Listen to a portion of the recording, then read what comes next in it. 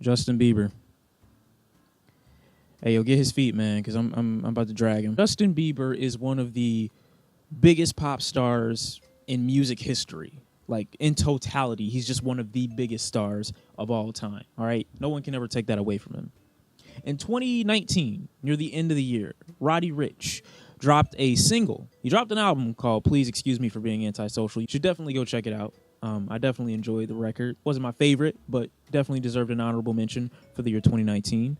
One of the songs on this album was The Box. Great single. I knew the moment I heard it, this was going to be the one, and I'm so happy Roddy Ricch is having his moment. Roddy Ricch currently holds the spot for the most streamed single, The Box, right now. If you go to Billboard and you check for the streaming numbers, it is the most streamed single right now. You want to know what I respect so much about it is that it's organic, right? Everybody knew when they heard this song that it was a hit.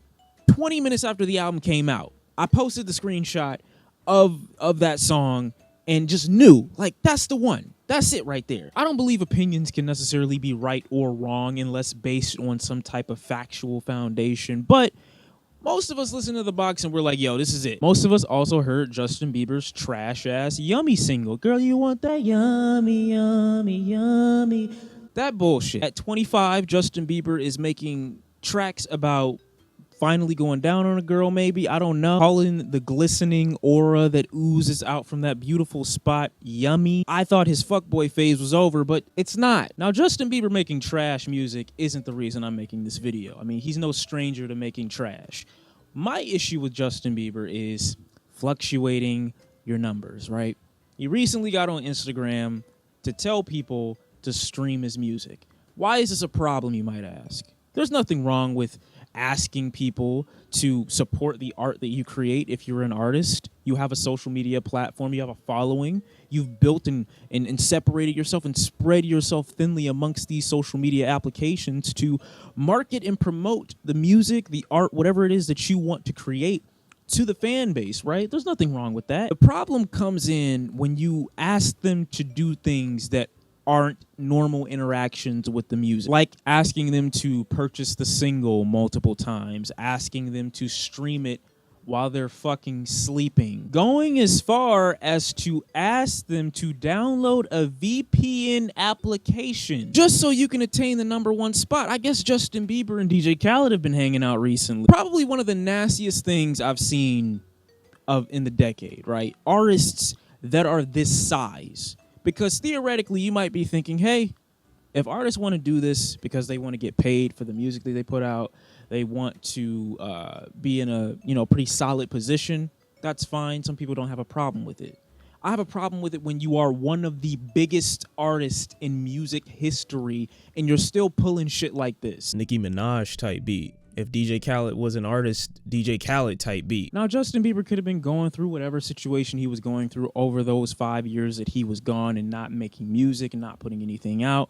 That's fine, man. Take your break. But don't expect to stay #1 after you come back from a 5-year hiatus and then basically artificially bump up your numbers with a single that #1 is already trash. Because that's a whole different video about Justin Bieber gentrifying R&B and soul music back in the earlier part of 2010s. Him doing this trash R&B, trap, pop fusion, and then trying to make it seem like this is a bop. My guy, this is ass. It's not yummy at all. I've got limes now. I have such a big problem with people doing stuff like this because not only does it make it 20 to 50 times harder for artists that are organically making great music and it's naturally being integrated into Billboard's top charts or whatever other top charts that you may see. You're already one of the #1 artists in music history, and you feel like you have to have everything. Justin Bieber on that video where he was talking back to his fans was like him saying, oh, I'm doing everything on my end. Like it was some type of technical difficulty as why Yummy didn't place high. Nobody wants to hear a 25-year-old man still in his fuckboy phase make tracks and music about Yummy. Nobody wants to hear that. You've been gone for 5 years and this is the best you could come up with. I at least respect Chance for being influenced by his marriage enough to make a full album about it. This is what happens to superstars whose labels do everything for them. Because I guarantee you what happened was Justin Bieber called his label and said, hey, why isn't Yummy #1? And they told him, blah, blah, blah, tell your crowd to do these things to get your single back up and rising again. Because regardless of whatever you want to believe, you can't place a single on the Billboard Hot 100, make it the most streamed single, regardless of whatever it is that you want to say. You can inflate your own stats, right? When your album comes out, your label can make it seem like you did so much better than you actually did. But when it comes to song growth, that's all about marketing. That has nothing to do with you just having your fans replay your music. So this isn't going to work regardless, but the fact that it was attempted is still nasty. I would also love to know what Billboard is saying about this. Are they going to hit him with the, hey, you can't have people from other countries act as U.S. citizens / residents and stream your music when they're not really living in the country? If all that wasn't good enough, look, I've got Lyme's disease. I got Lyme's and mono, but it'll be okay because You Got That Yummy is a crazy album rollout. I'm not saying he doesn't legitimately have it, because I believe he does. However, it just seems awfully convenient that you would announce it around this time. I mean, there's nothing wrong with using your personal life as a part of your album rollout. DJ Khaled marketed his child to the world for years, to the point where I had almost babysat Assad myself. And I believe that was also one of the reasons that helped push his album before this new one that came out 2019. People will use anything. So while I'm not surprised at that, again, it's still nasty. And with so much unnecessary emphasis placed on such a trash single, I gotta think in the back of my mind, how important is this single to you if you're willing to do so much just to try to get it to a certain position? What is the significance of a song like this? Why is it so trash? Why is it so simple? Why is it so friendly? Why is it trying to be so catchy? Why is it so vague? Why is it so monotonous and repetitive? It's like it tried to be a hit single. That's my issue. It's safe. It's edgy enough to be palatable for people my age and some ages below, but it's clean enough that it could still be pushed through the mainstream without a problem. People will probably say, well, that's what pop music is. No, that's what ass music is. That's what music that has a plan is. Inoffensive music is the easiest music to market. Roddy Ricch, continue being a black king with hits that the community agrees on, not the artist. Not the artist telling you, hey, play this again, play it again. Yo, Martin Luther King would be so proud. Whip that white gluteus maximus, Roddy. Pause. I mean, asking your possibly underage fans to continuously purchase your single is if it's not gonna immediately show up on their parents' bank statement. Who's explaining that? Amanda, what the fuck is this? That's my yummy. Wanna see? No, I don't want to. Maybe. I mean, those have to be the type of families that listen to Justin Bieber actively, right? Come on now. So let's do a quick recap, right? My issue with Justin Bieber, outside of Yummy not actually being yummy, is Roddy Ricch having a hit single, everyone memeing his single, making videos about his single, telling people how great his single is, and it organically climbing the charts until it is the most streamed song currently. I love that. Justin Bieber releases Yummy not long after. Song is trash. General consensus, at least within the inner music community, right? Myself, the minute I heard it, I was like, yo, this is, as my boy Eric the Young God would say, wipe my ass quality. I hated it. People go on to make jokes about how bad the song is, and then Justin Bieber, in defense mode, comes back and says, guys, stream this single, get it to #1.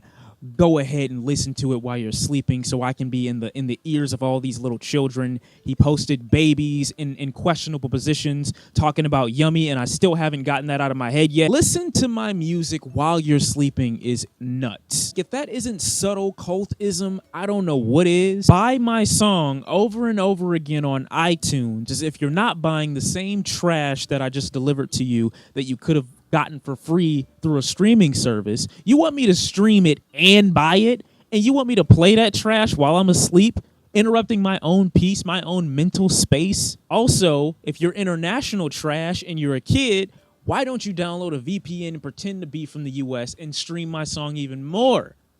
Billboard definitely won't have a problem with that, Justin. Which part of his management said that was a good idea to just post VPN? Like, just make that a thing.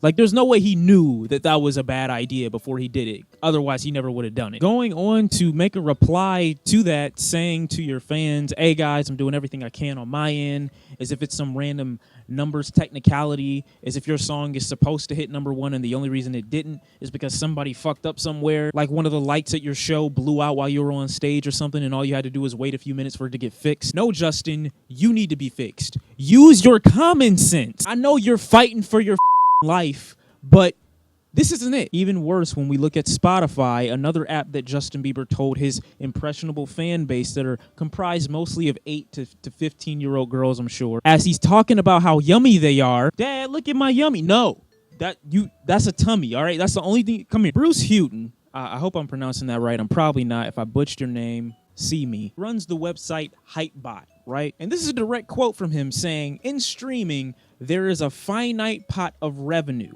If any of that goes to an illegitimate source due to streaming manipulation, that's a problem for members of the independent community, right? So that means people that are organically having their fans interact with their art, organically having their fans listen to their music, are getting less revenue from the overall pot based off of people just like Justin Bieber asking their fan base to listen to their music while they are sleeping to influence the streaming numbers. You're literally stealing money from other acts. Throw that on top of the fact that this dude is also one of the biggest artists of all time. You would think that someone with his size wouldn't ever stoop as low as to do something like this. He's not the first one to do it. I know. You're gonna. That's what you're gonna retort with. And other fans have done this for their artists, albeit without their approval or without them telling them to do so. The music business analysts out there,